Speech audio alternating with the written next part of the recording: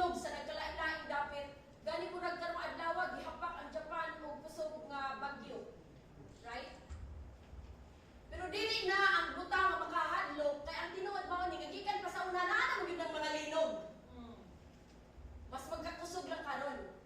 In fact, at Davao City, doon ay mga warning, doon ay mga prophetic word, but we will not be worried. No? Dili ta mahadlok, will not be worried about that because doon ay Diyos. Makauban nato. Amen? And ang pag-atiman sa Diyos, nakatutok sa iyang katawhan. Hello? Ining panahon na bulahan ang tao na nagapaduol sa Diyos. Amen. Hallelujah. Itong palakpakan ng Diyos. But this morning, igsuon, ang isa sa mga warning nga atong pagatunan, atong pamalandungan, mao kining, and many false prophets shall rise and shall deceive many. Matthew 24, verse 11. Dili pa na mao atong text. This is the warning. Waabot ang mga bakakon nga mga malalagna. I'm not talking about different kinds of religion. Apan magahisgot ko nini nga kabuntagon igsoon og ganang mga butang nga atong nabati matag adlaw sa atong kinabuhi. Tungod kay gitawag ang gitawag magud siya og ganang false prophet o bakakon nga mga propeta. Ang propeta magud sa Biblia naga simply saying, simply talking, nagahisgot og mga pulong. If nay mamunol sa imo ningon nga, Brad, kumusta ang Dios magapanalangin kanimo? That is a prophetic word. Ang Dios magapanalangin kanimo. Unya, here comes a person mingon nga, puno ko sa problema karon, Brad. Bukod kaya akong kasing-kasing, bugat kong ibati, ayaw kabala ka. Ang Dios magapahigawas kanimo. That is another prophetic word. Hello? Amen. Every word that encourages, matag pulong, nga diin, magapalig-on, magahatag kanimo kadasig, that is a prophetic word. Okay? Pag muingon na gani ang word, igsoon. Pagbantay mo pag-ayo.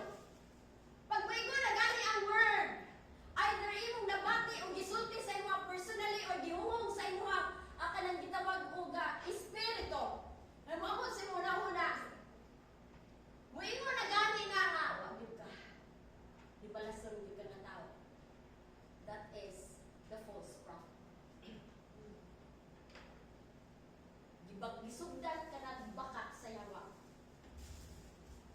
Nagapamakat ang yawa karon kay nga naman gusto niyang patliyon ang kalayo nga naa sa imong kinabuhi. Once gani nga dunay word of encouragement, bisag naluya ka na, bisag gikapoy ka na, bisag wa ka na ganahay, o dunay tao nga moingon, padayon brad. That is a prophetic word. That is the right word. Hallelujah. So, ang false prophet igsoon, kanang bakakon nga mga propeta, mao kanang mga pulong nga imong madungog sa imong kinabuhi nga maghatag og discouragement. Maghatag siya og kanang kauga. Murisulta siya kauga, kaluya, kalaay, kawalay gana. Either gisulti na sa imong personally or nabati ni mo mismo sa imong kaugalingon. Namamalandong ka ba? Kinsa man sa inyo din nakasinati nga gidula-dulaan sa yawa ang una-una. Naglingkod ka, ikaw ra isa. Batayan ka ni maglingkod ka, ikaw ra isa. Kaya kung dili ganit ka mamalandong sa pulong sa Diyos, o makigsulti pinagi sa Espiritu sa Diyos, di makigsulti sa Diyos, ang yawa, mo'y mulingkod sa imong tupad, o magdula-dula sa imong kuna-kuna. Munang dunay mga storya sa magtiayon nga ang asawa gipatay sa bana. Kaya natingala siya ang iyang asawa. Kada tuwang gabi mawala sa higdaanan. Igmata niya, wala ang iyang asawa. Pagliklik niya sa iyang bintana, ang iyang asawa gikan sa ngit-ngit ka kasagutan ito nga, nahayagan ba pa yun sila balay. Hindi siya dili sa kumuriha. Maniig ko. Kaya inahanglan nga ko inaak. Kada gabi mga igsuon,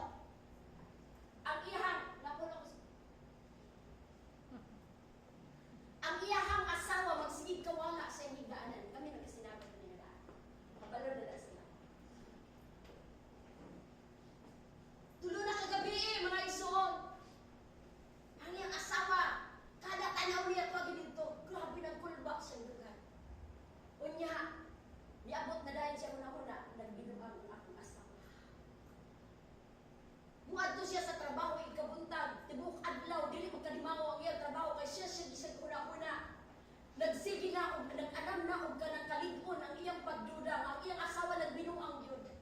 Dili siya ganahan mukaon. Kagabi magpatulog-tulog siya pero actually nabilang na gid siya binantay siyang asawa. Sabi niyo, ikalima kagabi natibuok na ang iyang una-una na nagbinuang yun ang iyang asawa. Igok pagsaka sa iyang asawa sa ilang balay. Lisuod sa ilang kwarto mula igsuon. Alas 2 sa kadlawon, iyang ipatay ang asawa. Dugsak niya mga igsoon, iyang ipatay ang asawa. Kaya nagyong natino, ang iyang asawa nagbinuang. Igo na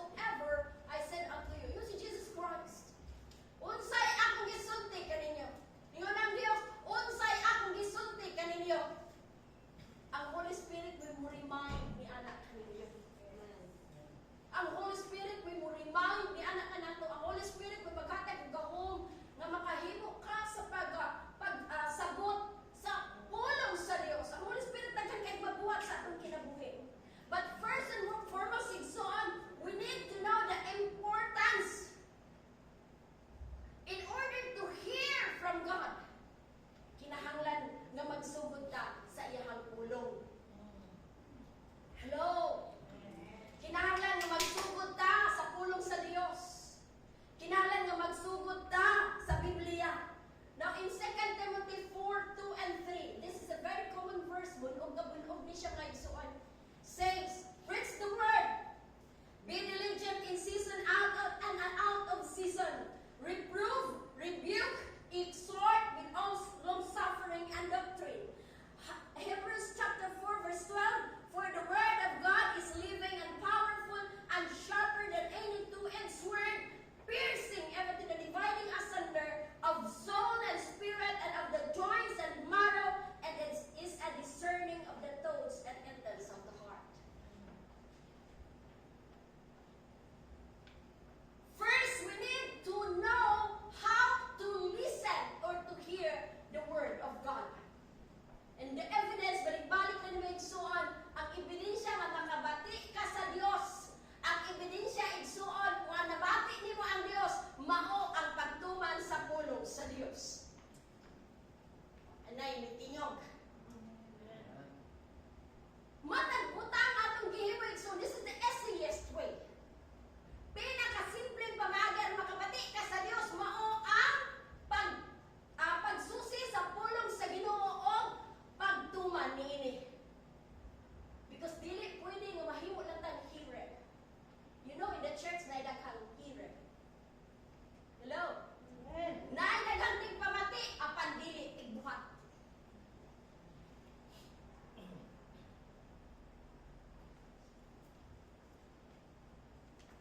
Una nga gikinahanglan, hallelujah. In order for you to hear from God, to hear the voice of God, obey His word. Amen. This is the easiest way. No, kung gusto ka makapati sa Dios, igsuon, ayaw na gulata nga muadto pa ka, ayaw sa gulata nga muadto kag dapit kamingaw kaayo unya magsigit kag uwat ug naay mo tingog.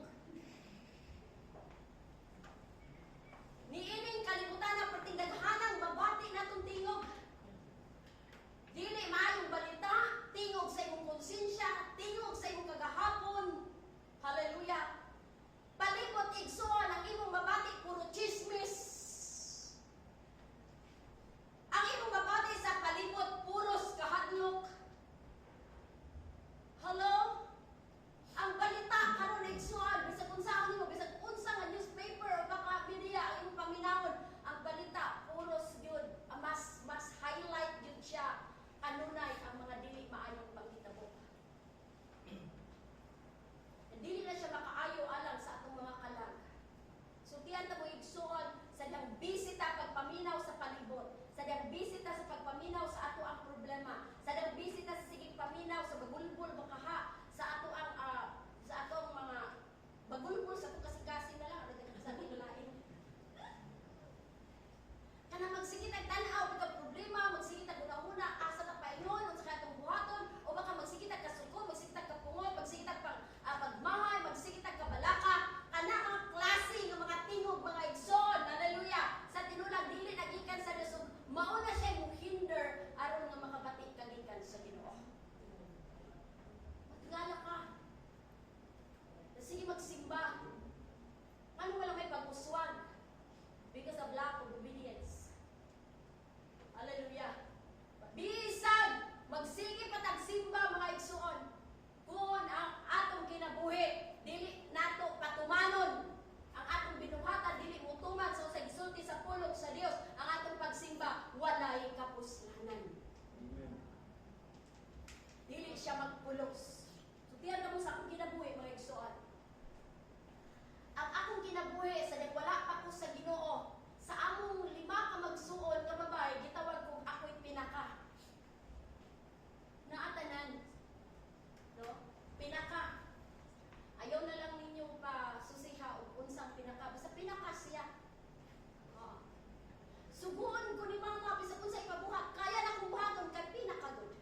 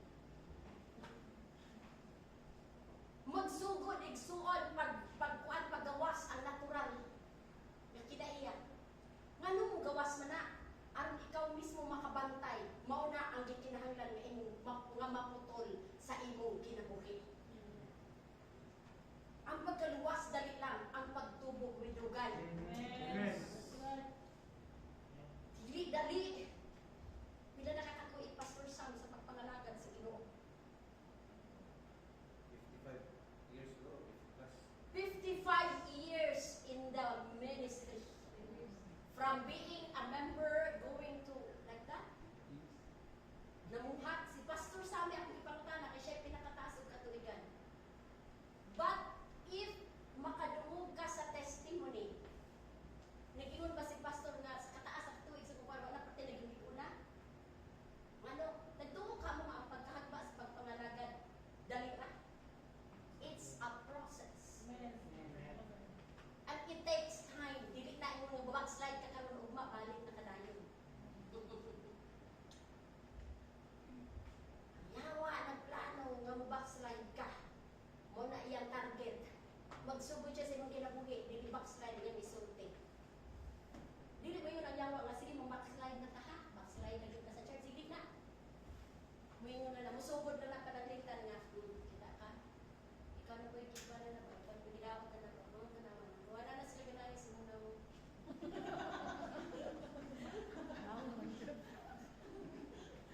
O, tanawa. Walang gali na kiti, tanawa. Wala katagda ba? Wala katagda. Wala yung trabaho sa kaaway. Duwaan yung una-una. God changes my life. Hinay-hinay, igsuon. Pero kapila ka na hagba ka nang kitawag kong changes. Sa sulod sa kitawag giusap sa Dios ang kinabuhi, kapila ka kaniluka pa, igsuon. Dili na na akong maihap kung kapila. Nasakitan, nasamaran, mibangon, kay anuman, ang anak sa Dios, dili gayod sa Dios pagabuhian. Kung dili ka madalag istorya, di magkinulatay ka. Dili sanay nakatilaw kulatan ikan sa Ginoo. Pasalamati ang Dios. Dili ko sa kanya. Ang mga Kristohanon, mapakyas kami, dili ka daw siya kapakyasan. Cannot forgive himself. Yung kaugalingon, dili siya makapasayon. O kung dili gani ang tao, pasayon siya kaugalingon, ipasangil niya na sa uban. Hallelujah. Sikuan na nakayon. Ano, dili na ito makita ang atong kaugalingon. But in order for us to realize, we have to read the Word of God. So siya ang pulong sa Dios, dagop sa Ginoo, bisan sa panahon sa mga kapakyasan, sa diha ang mangutana ta sa Dios, ang Dios mutubag gayud kanato. Bakun kas Ginoo. Importante kayo. I experienced that I was rebuked. I experienced that I was reproved. I experienced igsoon that I was guided. Na-experience na akong igsoon nga nagtuo ko kong doktrina sa laing mga tao. Na-experience na akong igsoon nga naminaw pag ko og wrong nga prophecy. Na-experience na ako nga nituo ko og sayop nga pagtulunan. Nasa ako mga igsoon. But God is so gracious. Every time na muluhod, mubalik ko sa Ginoo. Hallelujah. Ang Diyos mapailubon o puno sa gugma nga miagap na ko pagbalik ngadto sa iyang tiilan. Happy 1 year. Happy 1 year. Awak na himo kong backslider spiritually, but I was in the church.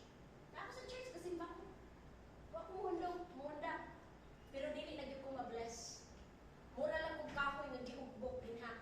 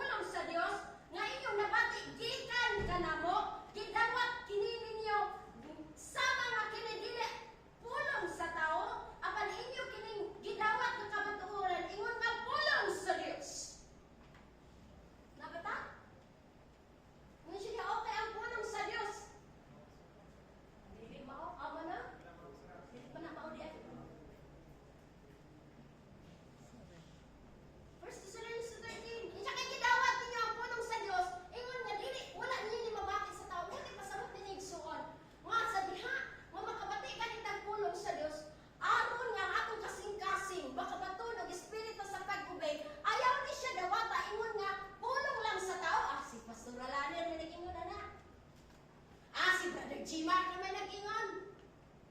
Si Juan Raman. Doon natin mga leader ka doon. Okay? Si Juan Raman nag-ingon, dili mo to. Apan pulong sa Diyos, muna hinungdan nga nagunit kong Biblia, ano ninyo mapamatunan nga akong gisulti na, na. Kung sa gibuhat sa Thessalonians. Ingon ang Diyos, gidahit ako ang Diyos. Gidahit ni Pablo ang Diyos, kay nga naman. Nagapasalamat siya sa Diyos sa walay kundang, kay sa pagkadawat ninyo sa pulong sa Diyos, na inyong hinungdan, gikan kanamo, gidawat ninyo kini, dili ingon nga pulong sa tao, kung dili ingon nga sa pagkamatuod kayo, pulong sa Diyos. It's always a problem. Igsoon sa diha o mag-share ng word of God. For example, mag-share kung pulong sa Ginoo. Pag ang espiritu gani sa pag-disobey, makauna na gani. Kanang espiritu sa pagsukak, makauna na gani na sa pagplastar sa kasing-kasing sa tao. Sa diha nga imo ng tudluan, musupak kita. Imong tudluan, dili yun na maminaw. Okay? Bisa pagpulong sa Dios na. So, in order for us na ang atong kasing-kasing o atong kinabuhi igsoon, makahimo sa pag-obey, sa pagtuman, sa unsay gisulti ka nato, dawata ang pulong ingon nga dili tao ang nagsulti kanimo, kundi ang Dios mismo nga nagsulti ka nato. Hello. Like for example sa inyong cell, Sister Analaya, na siya grupo. Pwede mo ingon ang iyahang group member, si Analaya pa nagsulti na. Why problema na, si Analaya naman na. Paano sa kinaya sa Thessalonians? I pray na makabatuntag espiritu like the Thessalonians church. Nga sa diha ang makabati kang pulong sa Dios. Dili ka mag-isip nini ingon nga ang tao may nakigsulti ko ninyo kanimo, kundi nga ang Dios mismo may nakigsulti ka nato. Hello. Nay amin medyo daghan kag pero sports pino.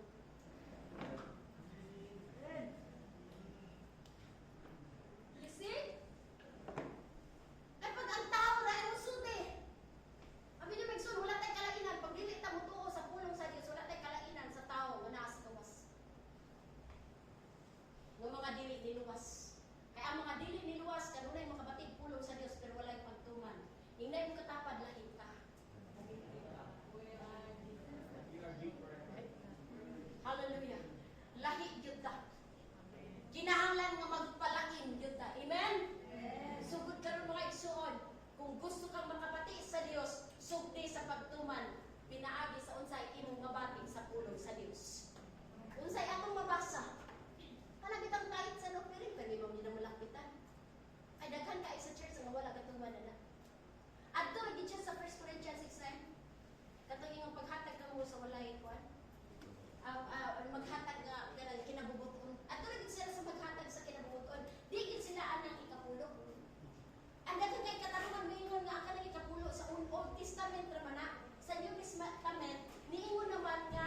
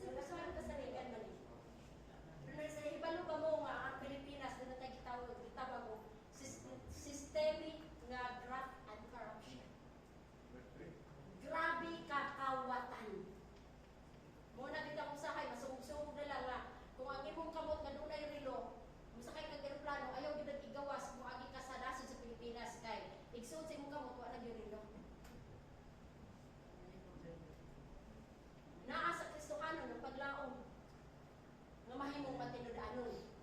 Muna, ang kawatan, dili kasaligan. Kag Pastora Jonel na kung nakuha na teaching. Muna sa Ginoo pod, kung kita masig pangawat og tithes, kung saan sa Ginoo pagsalig na to. Well, di ta kasaligan trabaho. Dili ta piyalan og mga butang. Hello! Amen. Hatag ng mga tithes. Si Pastora na may maghayahay, anak. Hayahay atong ministry. Pagkabatinud-anon ta. Kay ngano, wala ta nagtanaw sa unsa atong gihatag. Ibalota ang Ginoo mugubog panalangin ni atong mga tawo. Yes, Lord. Amen. Walang para ng Gabriel. Oh, you cannot outgive God. Hallelujah. Sige tag amen.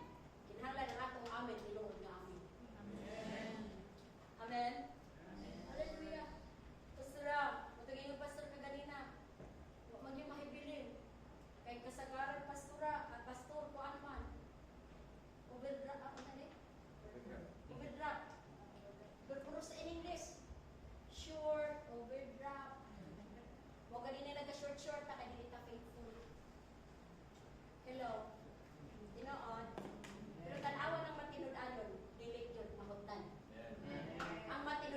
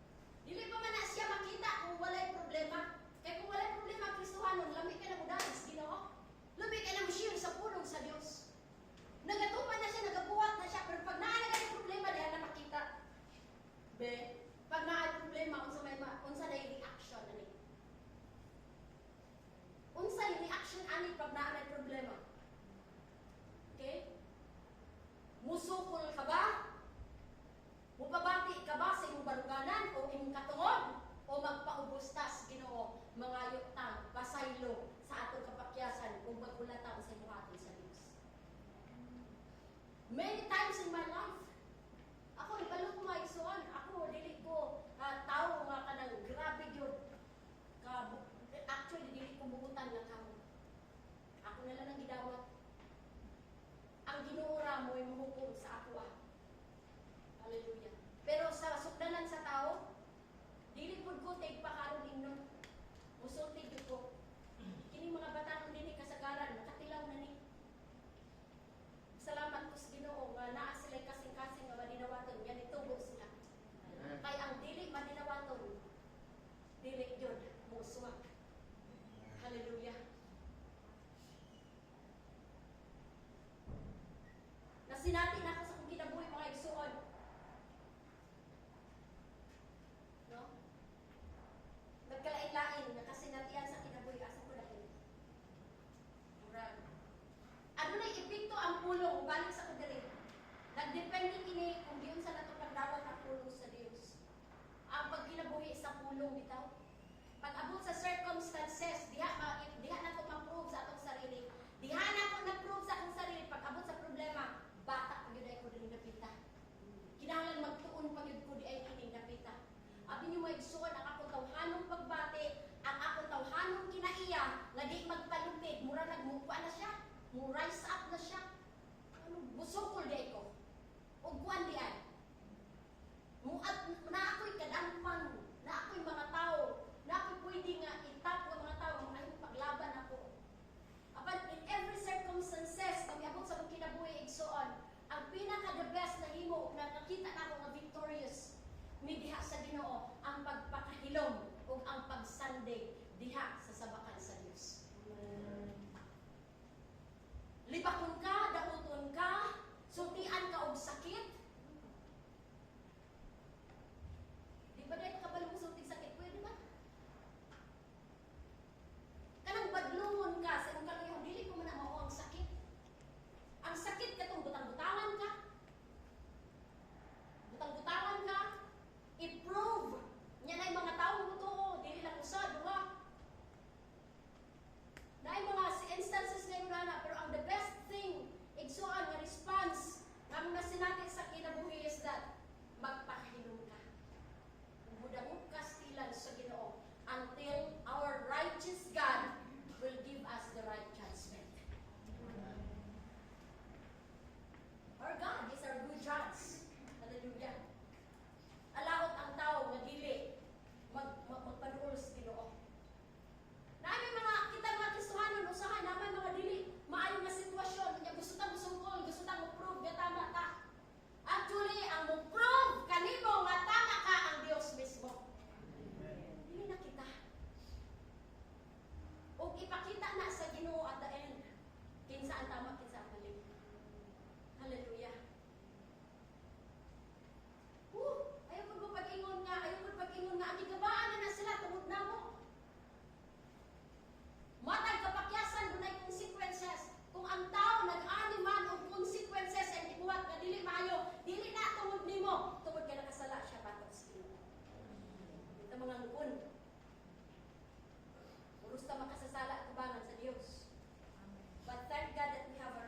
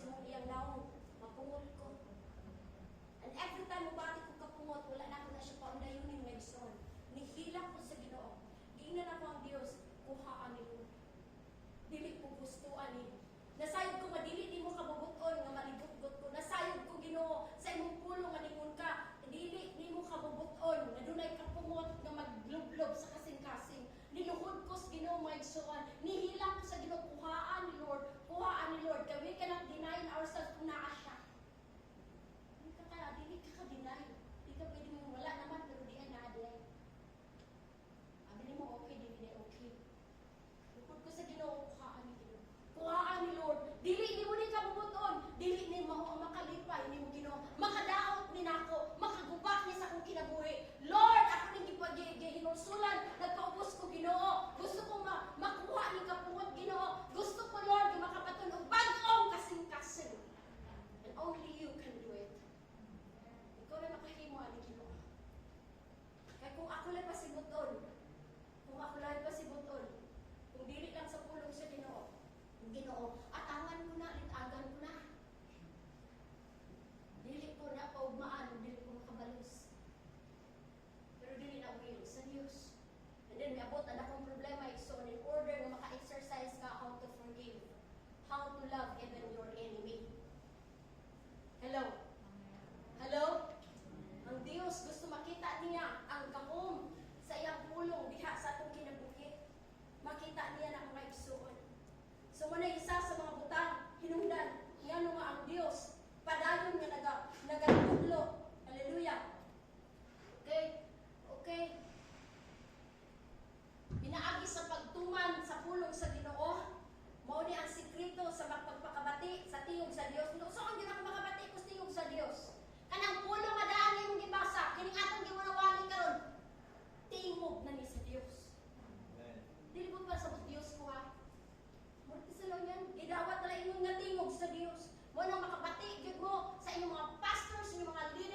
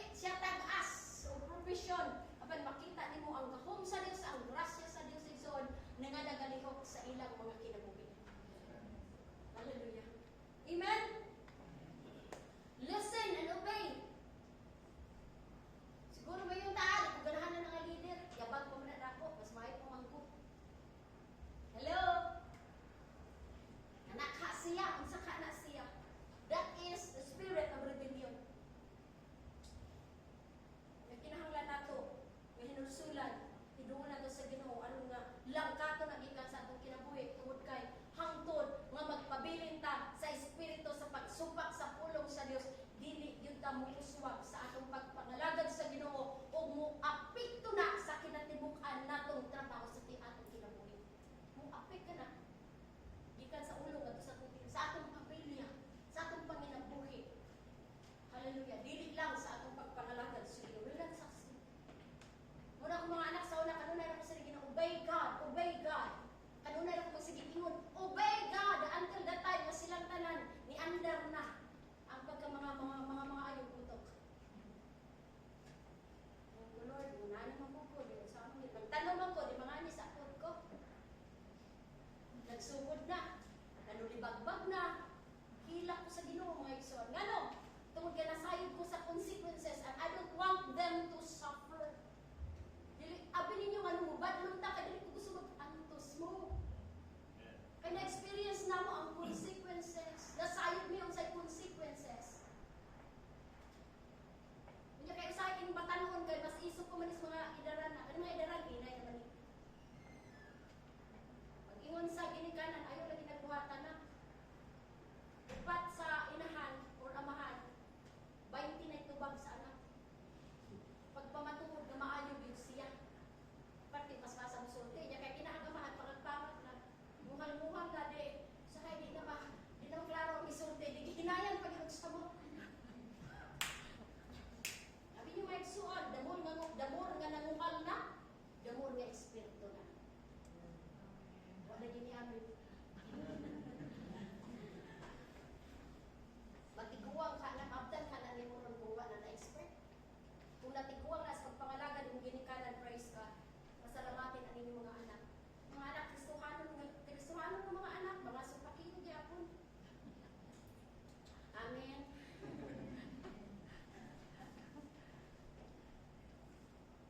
Kung yun ang mga ginikanan mo, gagawin mo na lang na. Pag may yung mutuman, di mo sa inyong gusto, tugutan man mo. Hindi naman sila pupugong, kaya labi na di lagi mo mapugungan. Pag ingog dili, sa kalibutan sa una, ayaw git na. Mamailihan lagi ko pa, dili lagi kay naa di ka karon ng katong mga grabe istabay na lumot na sila ba. Dili na matapos na baylihan na nang gabili mo na naay patumbag na naging patay niya. Ang tulog dito sa kwarto ang anak madalaga.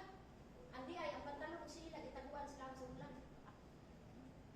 Pagkalas doon sa gabi, check nagamahan sa kwarto wa ng anak iambak sa bintana. Paglilit pa wala nag-ikit-ikit na dito sa tuwas gilawan. Sibat. Hello, mga tanon. Inay kong tapat ay yung sibat-sibat.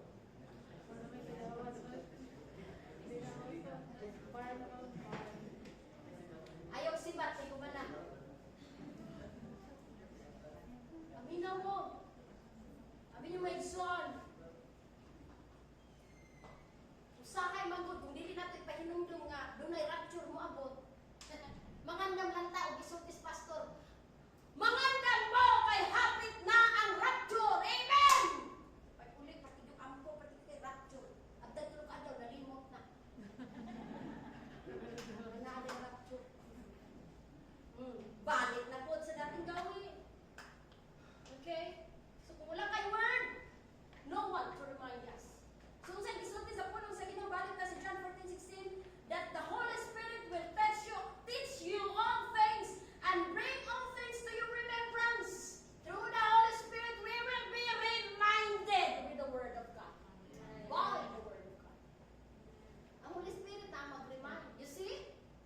So kung sa gisulti sa Holy Spirit, mukwinside yan kung nasa sa gisulti sa pulong sa Diyos.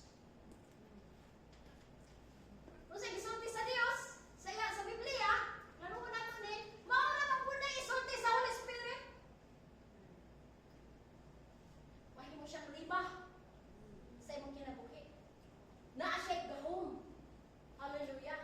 Matikala ka, sige na isulti sa pulong sa Ginoo. Kaya one day, mayroon na lang tayo na nga, gibuhat na ako ni kay, mauni ang gisultis Ginoo na ako. Kaya nakabati na din siya. Nabasahan niya siya, lagi murag ka ng murag siya, bago alam ka niya. Pero kapila na gula, ibalik-balik, walis, mga pastor ko. Kung sa lima, katong para kanimo bago ang mga ulong. Niya, murag magpakisik ka nga imong tuman.